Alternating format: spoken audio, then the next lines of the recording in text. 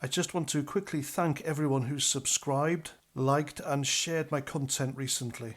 My channel wouldn't be where it is without you, and if you haven't subscribed yet, why not? There aren't many of us on this platform, so you might as well while you can. Now, the reason I'm pushing out these videos is because of things like this. It's old Narinder Kaur yet again, and here she is retweeting something by Nigel Farage, which shows a photo of him from behind, waving at the huge crowd he was talking to at a rally yesterday. Now, of course, this is just an Englishman waving at a crowd, but no, of course, it's been twisted. And you know, I can actually believe that she meant it when she said this. And as you can see, this is what she wrote. Dear me, you have to laugh. Anyway, quote, "Oh God, this actually sends shivers down my spine.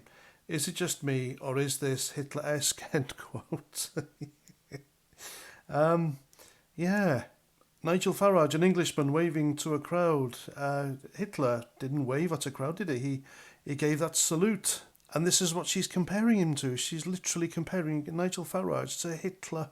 And I have seen so many social media posts recently saying the most disgusting things about Nigel Farage, calling him Hitler, fascist, Nazi, a Putin apologist. I mean, my goodness, this would have broken a lesser man, I'm quite sure.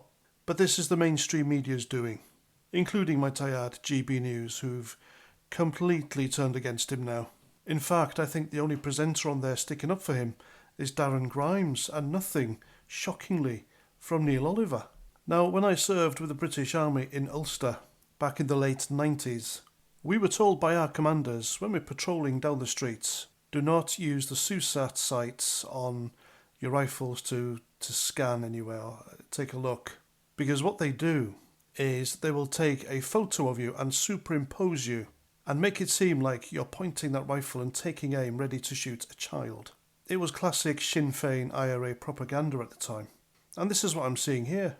Nigel Farage is innocently waving at his crowd.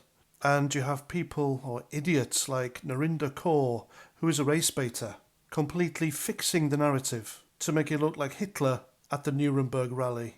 And if she thinks this sends a shiver down her spine, then she ought to have a thought for the rest of us who had to see that photo of her, which went viral a few weeks ago.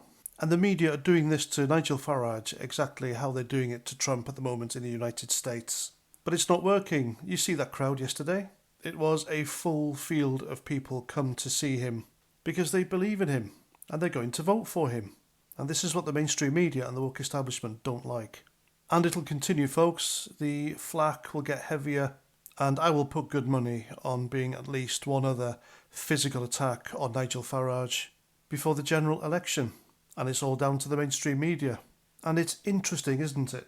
Tony Blair's former spin doctor, Alistair Campbell, is of course on the bandwagon, really going for Farage, especially after that interview with Panorama. And yet he forgets back in 2015, he conducted an interview with CNBC where he said, and I quote, "Putin is a winner," unquote. See, just like Boris Johnson's headlines a few years ago, blaming the West and the EU for the war in Ukraine, here's another one who's full of hypocrisy, and yet they've got the gall to go after Nigel Farage as they do. I'll tell you what, folks, the mainstream media, the legacy media, they've got a lot to answer for. They're the ones feeding this rabid, hysterical, knicker-wetting, anti-Farage hysteria at the moment. And I don't think they'll be happy until the guy's dead. And there we go. I'm past 49. Thanks for listening, and until the next time, Roger Trout.